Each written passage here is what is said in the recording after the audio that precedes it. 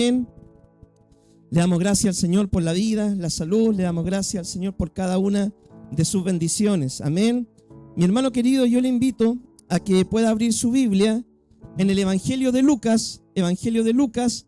Hoy día nos toca estudiar la palabra en el capítulo 8. Evangelio de Lucas, capítulo 8. Amén.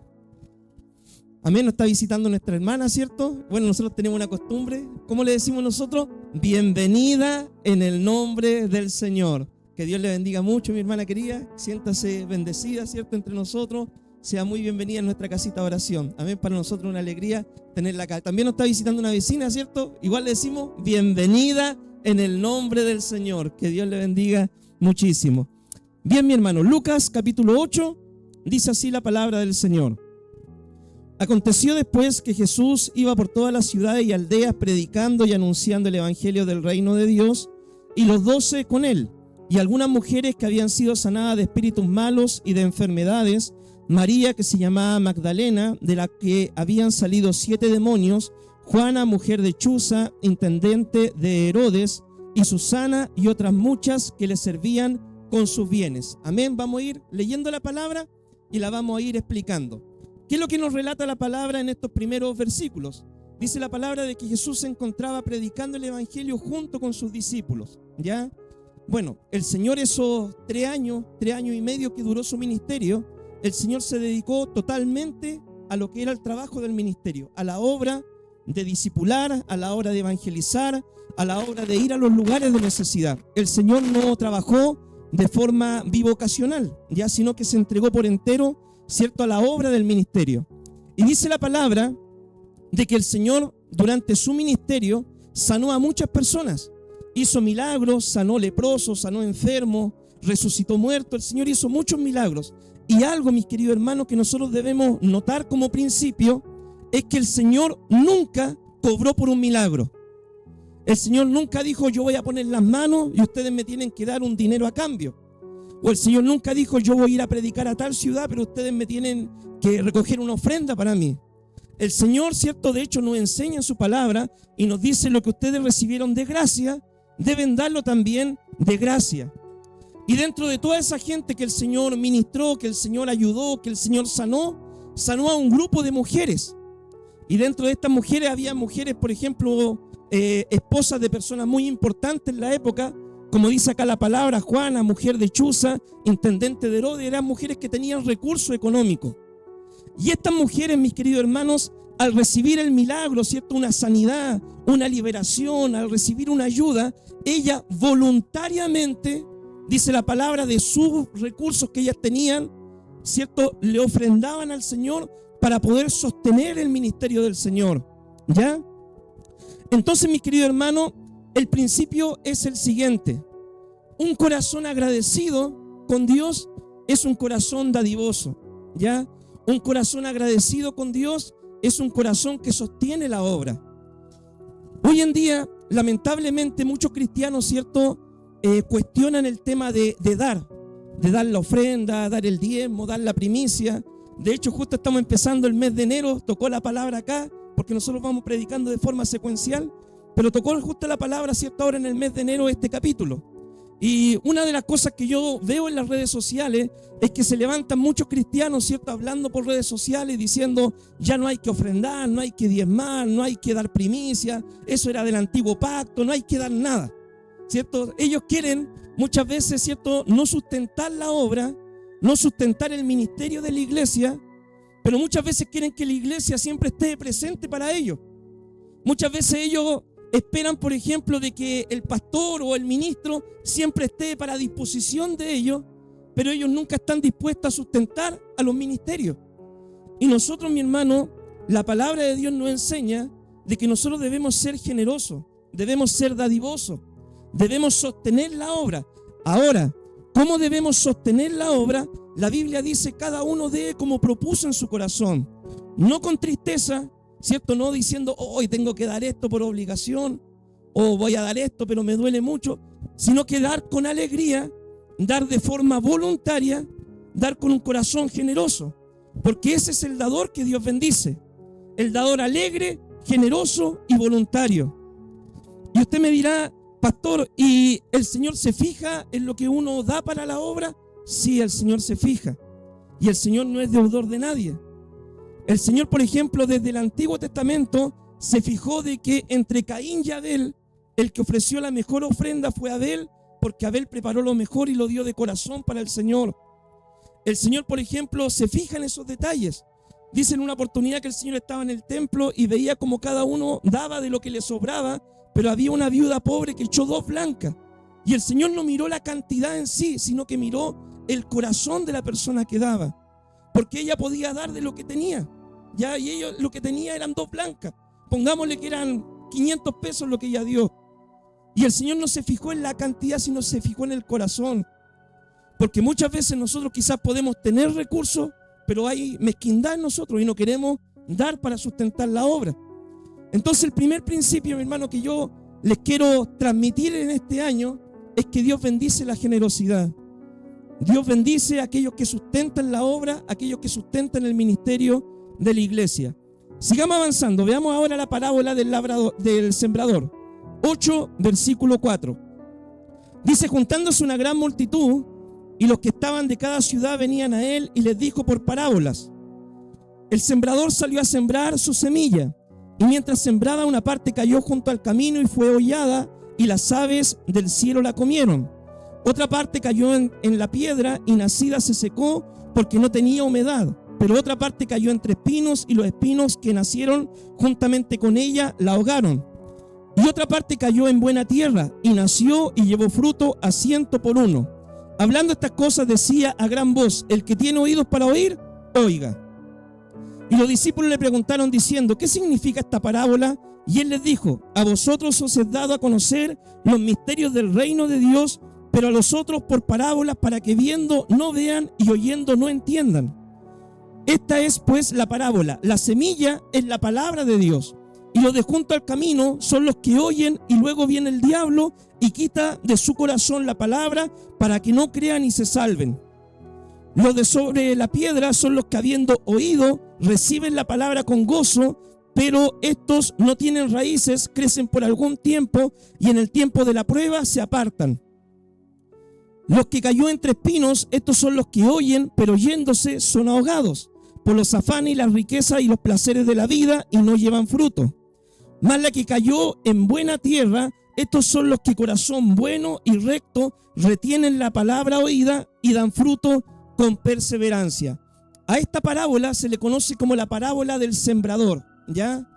La parábola. ¿Qué es lo que es una parábola? Una parábola, mi hermano, es una historia, una enseñanza con una explicación, ¿cierto? Con un sentido espiritual, con un principio espiritual. Entonces el Señor acá nos habla de la parábola del sembrador, para poder a nosotros prepararnos cómo va a ser nuestra tarea cuando nosotros vayamos a evangelizar o predicar la palabra.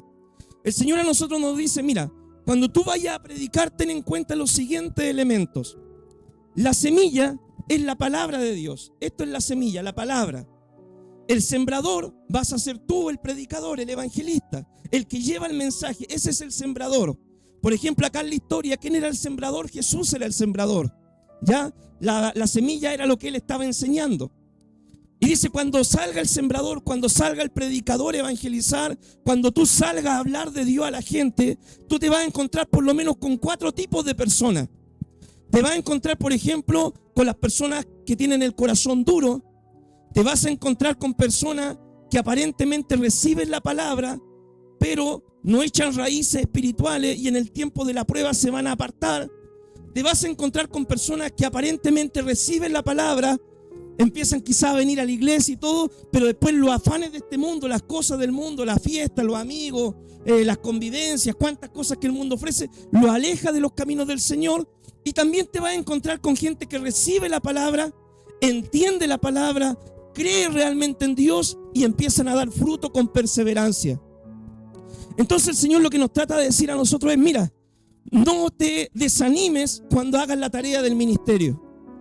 Cuando salga a predicar, ten en cuenta de que te vas a encontrar con estos 4 tipos de personas. Porque muchas veces a nosotros nos va a pasar que vamos a salir a predicar o queremos ganar toda la población o todo el mundo para Cristo, y es un deseo obviamente que cada cristiano genuino tiene ganar a su familia, ganar a sus vecinos, ganar a que Dios nos ponga por delante, pero el Señor nos dice, yo conozco los corazones, yo sé cuál corazón está duro, cuál corazón tiene piedra, cuál corazón tiene espina y quién es buena tierra. Nosotros vemos la apariencia por fuera, nosotros no vemos el corazón de la gente, pero Dios sí lo ve. Pero nuestra tarea como sembradores, como predicadores, es simplemente hablar la palabra, llevar el mensaje, transmitir la palabra con fidelidad. Esa es nuestra tarea. Y la tarea de Dios, ¿cierto?, va a ser convencer a la persona, y la tarea de la persona va a ser recibir o rechazar el mensaje. Nosotros simplemente debemos llevar la palabra con fidelidad. Y mire, yo para poder explicarle más o menos este punto, ¿cierto?, a mí me gusta hacerlo con familia. Está la familia de los Durán, ¿ya? Ustedes, la familia de los Durán es el terreno duro, ¿ya? Los Durán. La familia de los Durán es una familia atea. Es una familia que siempre se fija en los malos testimonios que ve de diferentes cristianos en el pasaje, ahí en diferentes lados. La familia de los Durán es una familia que es liberal. Ellos, por ejemplo, apoyan el aborto, la homosexualidad, ellos apoyan la eutanasia y apoyan puras cosas que van en contra de la palabra. Entonces, cuando de repente va el pastor a predicarle o va el hermano a predicarle a los Durán le dicen, yo no creo nada de la palabra porque yo tengo mis propias convicciones personales y yo no creo en Dios. Usted, por más que trate de convencer a los Durán, va a ser un milagro solamente que se convierta, que Dios los toque y quebrante ese corazón de piedra. Esos son los del terreno duro, los Durán. Cuando usted vaya a evangelizar también se va a encontrar con la familia Pedraza, ¿ya? La familia Pedraza son esos que creen en el Señor, que vienen a la iglesia, pero de repente, ¿cierto?, ellos quizás son un poquito flojos en la oración, son un poquito flojos, ¿cierto?, en leer la palabra.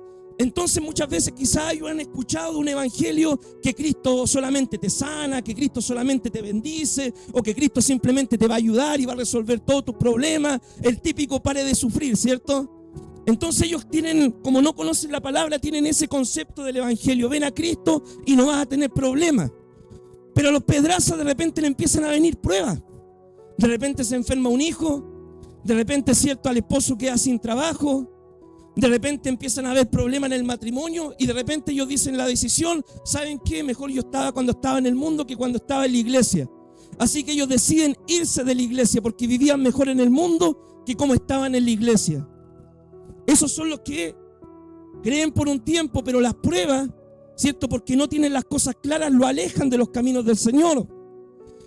Ahora están los de la familia Espinosa, ¿ya? La familia Espinosa, mi hermano, son esos que vienen al templo. Pero cuando viene 18 de septiembre, cumpleaños, año nuevo, Navidad, un cumpleaños en la casa del vecino, un partido de fútbol, un evento en la municipalidad, un evento en el club de adulto mayor o donde sea, ellos dejan de lado las cosas de Dios porque se afanan en las cosas de este mundo. No, es que hoy día justo va a terminar mi novela, La Turca, ¿cierto? No voy al culto. Es que justo hoy día juega Chile, va al mundial, por milagro, no, mentira. Así, no, hoy día juega mi equipo de fútbol favorito. Entonces empiezan a caer en eso de que las cosas del mundo empiezan a ahogar su vida espiritual. Y ellos entonces, ¿cierto?, por las cosas del mundo no crecen, no perseveran, no dan fruto y finalmente se pierden también. Pero también dentro de la familia está, por ejemplo, la familia Campos. Buenos Campos, la familia Buenos Campos. Y la familia Buenos Campos, mi hermano, son esos hermanos que un día tú les predicaste la palabra, vinieron a la iglesia, no entendían mucho el evangelio, pero un día escuchando la predicación se dieron cuenta de que había que empezar a orar y empezaron a orar. Se dieron cuenta de que había que empezar a leer la Biblia y ellos empezaron a leer la Biblia. Se dieron cuenta de que la palabra de Dios dice hay que congregarse con regularidad y empezaron a asistir a todos los cultos. Se dieron cuenta de que había que evangelizar y ellos empezaron a ganar almas. Se dieron cuenta de que había que apoyar la obra y evitar, ¿cierto?, las cosas malas y empezaron a consagrarse.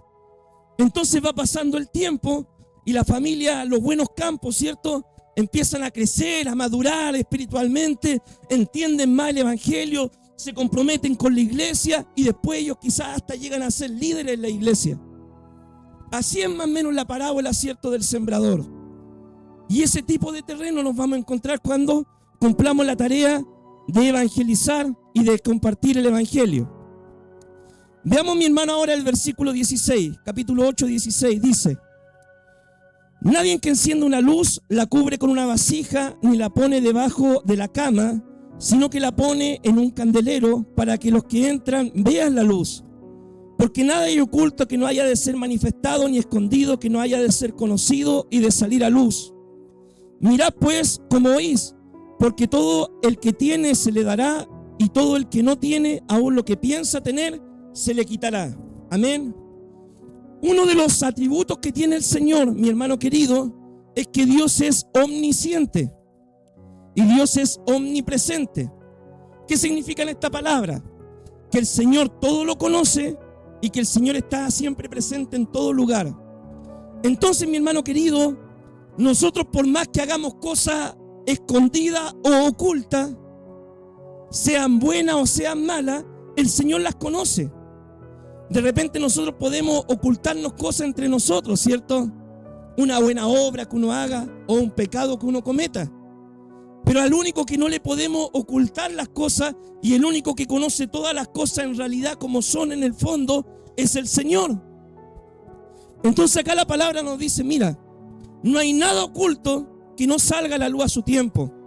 Dice la palabra que un día todos nosotros nos vamos a tener que presentar ante el tribunal de Cristo y vamos a tener que dar cuenta de las cosas que hemos hecho estando acá en el cuerpo, sean cosas buenas o sean cosas malas.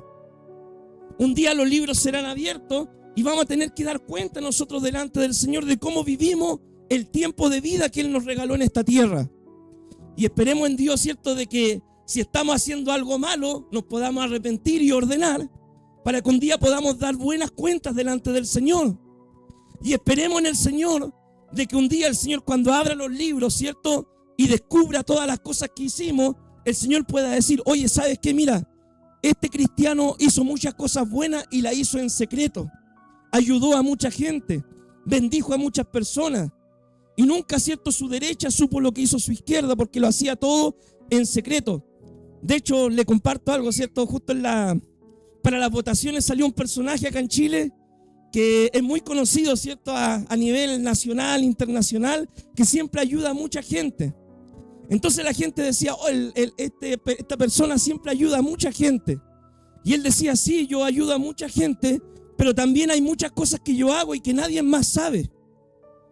Porque así es también, hay cosas, ¿cierto?, que solamente Dios sabe y conoce que uno puede hacer en lo secreto. Pero algo, mi hermano, que no debe estar en lo secreto es nuestra tarea misionera. La luz no es para ocultarla, no es para esconderla. Dice: si nosotros tenemos la luz del evangelio, no la podemos tapar con una caja o esconder en 4 paredes. La luz está para que alumbre al mundo que está en tinieblas. Y nosotros somos la luz del mundo con el Señor. Y debemos alumbrar a este mundo que está en tinieblas. ¿Y cómo lo alumbramos? Yendo y predicándole el evangelio.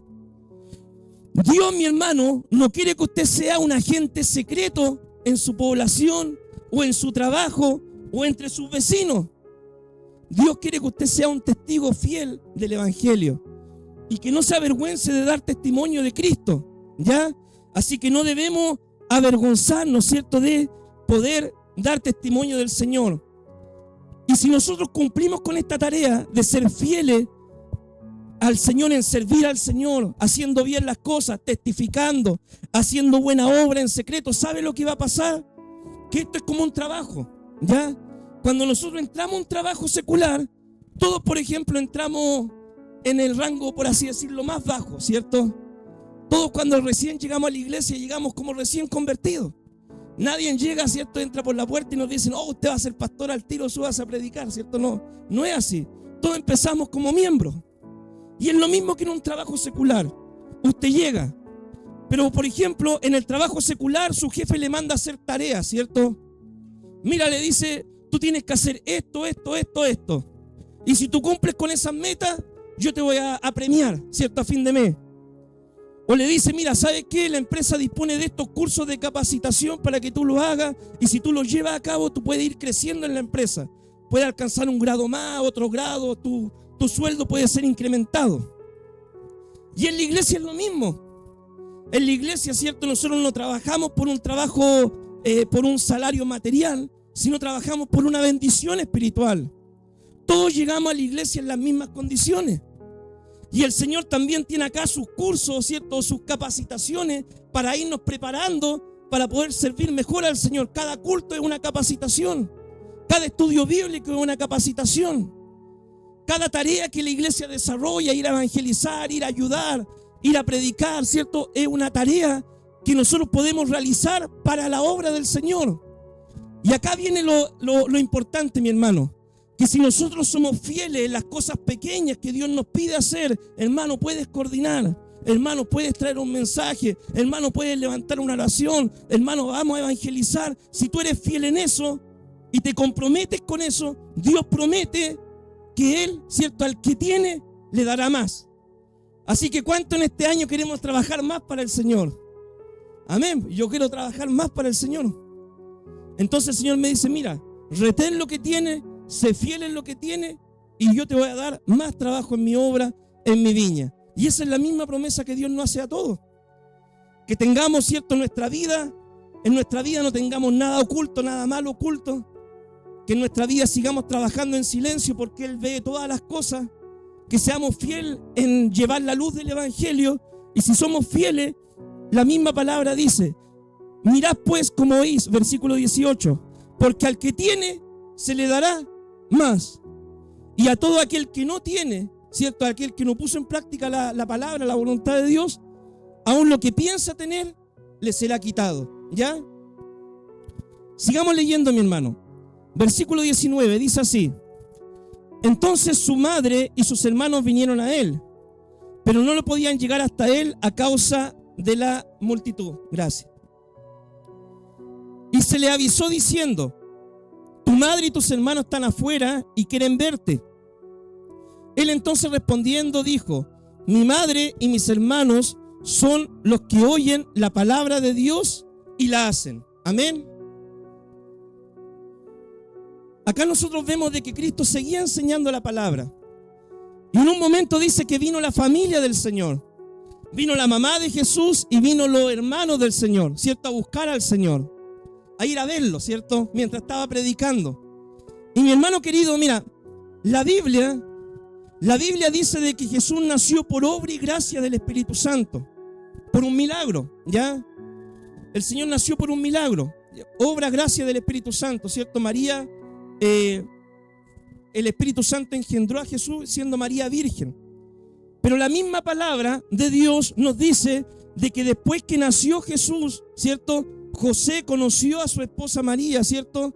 Y ellos obviamente, como cualquier matrimonio, después tuvieron más hijos, ¿cierto? Y obviamente Jesús es obra del Espíritu Santo. Jesús es Dios hecho carne, ¿ya? Eso se llama el milagro de la encarnación. Dios vino y tomó forma de hombre. Pero la palabra de Dios nos dice de que Jesús tuvo más medio hermanos, ¿cierto? Tuvo a Judas, se llamaba un hermano que escribió la epístola de Judas, ¿cierto? Al final, antes de Apocalipsis.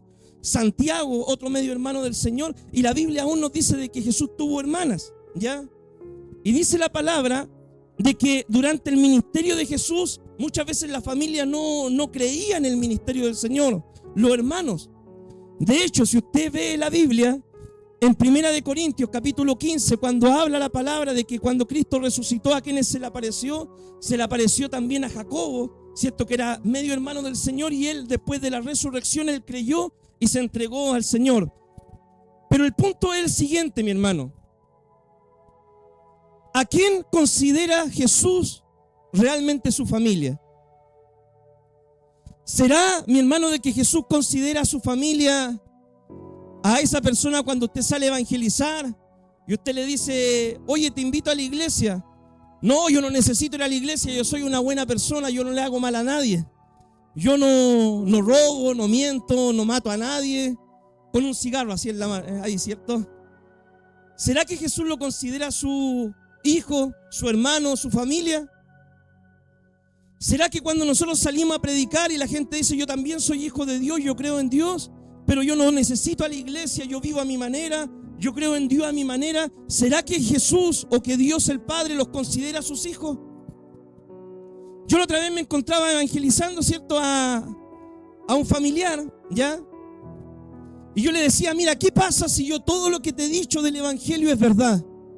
Y yo tengo la razón y tú estás equivocada. Y la persona me dijo, es que yo no creo en un Dios que pueda mandar a alguien al infierno. Yo le dije, pero es que eso dice la palabra, que si uno es malo, si uno hace lo malo, la paga del pecado es la muerte y uno se va a ir a la condenación eterna. Sí, pero es que yo no creo en ese Dios, me dijo. Yo me considero hija de Dios, yo creo en Dios, yo creo a mi manera. ¿Y será de que una persona así, mi hermano, realmente a los ojos de Dios es un verdadero hijo de Dios? Obviamente que no. La palabra de Dios, ¿qué nos dice? Jesús lo dice en el versículo 21. Entonces respondiendo les dijo, mi madre y mis hermanos son los que oyen la palabra de Dios y la hacen. Esa es la familia de Dios, los que oyen la palabra de Dios y la hacen. Si Dios te está hablando algo, Dios te está diciendo algo, tú tienes como hijo de Dios, si eres su hijo, obedecer la palabra de Dios. Yo, por ejemplo, mis queridos hermanos, si yo tuviera hijo, ¿a quién tengo yo autoridad para mandar? Y para dar orden y para que me obedezcan. A mis hijos, ¿cierto? Yo no voy a ir a mandar a los hijos de mi hermano, no voy a ir a meter a la casa ajena, ¿cierto? Pero yo, ¿a quién tengo autoridad? ¿Sobre quién me da autoridad Dios a mí, si yo soy papá? Sobre mis hijos, ¿ya? Entonces Dios tiene autoridad sobre nosotros para ordenarnos cómo debemos vivir. Y si somos hijos de Dios, vamos a obedecer la palabra del Señor. Veamos el versículo 22. Dice así. Aconteció un día que entró en una barca con sus discípulos y dijo, pasemos al otro lado del lago. Y partieron. Pero mientras navegaban, él se durmió y se desencadenó una tempestad de viento en el lago. Y se anegaban y peligraban. Y vinieron a él y le despertaron diciendo, maestro, maestro, que perecemos. Despertando él, reprendió al viento y las olas cesaron y se hizo grande bonanza. Y les dijo, ¿dónde está vuestra fe? Y atemorizados se maravillaban y decían uno a otros, ¿quién es este que aún los vientos y las aguas manda y le obedecen? Acá vemos de que el Señor junto con sus discípulos se subió a una barca, ¿ya? Después de esta escena, ¿cierto? Se había subido a una barca, el Señor estaba cansado y se puso a dormir en la barca. Los discípulos eran hombres de mar, eran pescadores, muchos de ellos, ¿cierto? Pero estando en medio del mar, la barca empezó a ser azotada por una ola, ¿cierto? Y la barca ya se iba a hundir. Y todos, ¿qué es lo que empezaron a hacer? A gritar, Señor, sálvanos, ayúdanos, que la barca se hunde. Señor, despierta, ayúdanos, mira, ¿no estás viendo lo que está pasando? Y el Señor dice que se levanta, reprende el mar, el viento, se calma, pero le hace una corrección a los discípulos y le dice, ¿dónde está vuestra fe? ¿Dónde está vuestra fe? Mi hermano querido, nosotros en esta vida, ¿cierto? Y en este año 2026 vamos a pasar por tormentas. Yo no sé qué tipo de tormenta le va a tocar vivir a usted o qué tipo de tormenta me va a tocar vivir a mí. Eso solamente Dios lo sabe. Vamos a pasar por tiempos de gran bendición, de gozo, de alegría, de regocijo, pero también vamos a pasar por pruebas, porque la vida se trata de esto. La vida, mi hermano, el año tiene tiempos de sol ahora en el verano y tiempos de lluvia. Entonces, mi hermano querido, en la vida nosotros vamos a pasar tiempos de bendición y tiempos de prueba. Pero lo que tú debes saber y lo que debes recordar es la palabra de Cristo, que es lo siguiente: no importa qué tormenta esté pasando, si es en la salud, si es en la economía, si es en la familia, si es en el matrimonio, si es con tus hijos, con tus hijas, lo que debes saber es que debes confiar en Dios en medio de la tormenta, porque Jesús te dice, ¿dónde está tu fe? En medio de las tormentas confía en Dios. Deposita tu fe en el Señor. Dice la palabra, clama al Señor, clama a mí, dice el Señor, y yo te responderé. En medio de las tormentas, los discípulos, ¿cierto? ¿Qué hicieron? Clamaron la ayuda del Señor. Señor, sálvanos, ayúdanos, que nos hundimos. En medio de las tormentas, clama al Señor para poder ver la ayuda de Dios en tu vida. Veamos ahora, mi hermano, el versículo 26. Dice la palabra, y arribaron a la tierra de los Gadarenos, que está a la ribera opuesta a Galilea, y al llegar él a la tierra, vino a su encuentro un hombre de la ciudad endemoniado desde hacía mucho tiempo, y no vestía ropa ni moraba en casa, sino en los sepulcros. Este, al ver a Jesús, lanzó un gran grito y postrándose a sus pies exclamó a gran voz: ¿Qué tienes conmigo, Jesús, Hijo del Dios Altísimo? Te ruego que no me atormentes. Porque mandaba al espíritu inmundo que saliera del hombre, pues hacía mucho tiempo que se había apoderado de él y le ataban con cadenas y grillos, pero rompiendo las cadenas era impelido por el demonio a los desiertos. Y Jesús le respondió diciendo: ¿Cómo te llamas? Y él dijo: Legión, porque muchos demonios habían entrado en él. Y le rogaban que no los mandase ir al abismo. Había allí un hato de muchos cerdos que pasían en el monte y le rogaban que les dejase entrar en ellos. Y les dio permiso. Y los demonios salidos del hombre entraron en los cerdos, y el hato se precipitó por un despeñadero al lago y se ahogó. Y los que apacentaban los cerdos vieron lo que había acontecido y huyeron y dieron aviso en la ciudad y por los campos, y saliendo a ver lo que había sucedido, vinieron a Jesús y hallaron al hombre quien había salido los demonios sentado a los pies de Jesús, vestido y en su cabal juicio, y tuvieron miedo. Y los que le habían visto les contaron cómo había sido salvado el endemoniado. Entonces toda la multitud de la región alrededor de los Gadarenos le rogó que se marchase de ellos, pues tenían gran temor. Y Jesús, entrando en la barca, se volvió, y el hombre de quien habían salido los demonios le rogaba que le dejase estar con él. Pero Jesús le despidió diciendo: vuélvete a tu casa y cuenta cuán grandes cosas ha hecho Dios contigo. Y él fue publicando por toda la ciudad cuán grandes cosas había hecho Jesús con él. Amén. En esta historia nosotros encontramos, ¿cierto?, una persona que estaba endemoniada, ¿ya? Una persona endemoniada, no estaba en sus cabales, estaba poseída por el enemigo, y dice de que muchas veces trataban de a esta persona sujetarla, le ponían grillos, cadenas para que la persona no hiciera daño y tampoco se hiciera daño a sí misma. Pero dice que rompiendo las cadenas nadie le podía sujetar. Pero cuando Cristo llega a la orilla, ¿cierto?, tiene un encuentro con este endemoniado, y la vida de este endemoniado, mi hermano, no volvió a ser la misma de antes. Jesús, ¿cierto?, lo liberó. Jesús rompió las cadenas espirituales en la vida de este hombre. Jesús lo sanó completamente, y la vida de este hombre volvió, ¿cierto?, a su estado natural. Volvió, ¿cierto?, a tener su mente ordenada, volvió a tener su pensamiento en orden. El hombre fue liberado por el Señor. Y dice, ¿cierto?, la palabra de que el hombre después quería subirse hasta la barca con Jesús y decirle: Señor, ayúdame, yo quiero ir contigo a predicar también el evangelio. El Señor le dice: no, mira, quédate acá y anda, cuenta a los tuyos, a tus familiares, a tus vecinos, lo que Dios ha hecho contigo. Y él comenzó una tarea de evangelismo, este hombre. ¿Cuál es el punto, mi hermano, de esta historia? Es que un encuentro con Dios lo cambia todo. Un verdadero encuentro con Dios lo cambia todo. Yo no sé, ¿cierto?, qué tan endemoniado pueda estar una persona, ya sea endemoniada literalmente o quizás con una adicción tremenda al alcohol, a la droga, al pecado, a diferentes cosas. Pero cuando tú tienes un encuentro con Dios, Dios rompe esas cadenas espirituales, Dios te transforma. Porque el evangelio cambia vidas, mi hermano. Toda persona que tiene un encuentro genuino con Dios, su vida no vuelve a ser la misma de antes. El borracho deja de tomar, el golpeador cambia, ¿cierto?, se vuelve un hombre pacífico. La persona violenta se vuelve un hombre manso. La persona grosera, ¿cierto?, deja de decir malas palabras y vive en santidad, porque un encuentro con Dios lo cambia todo.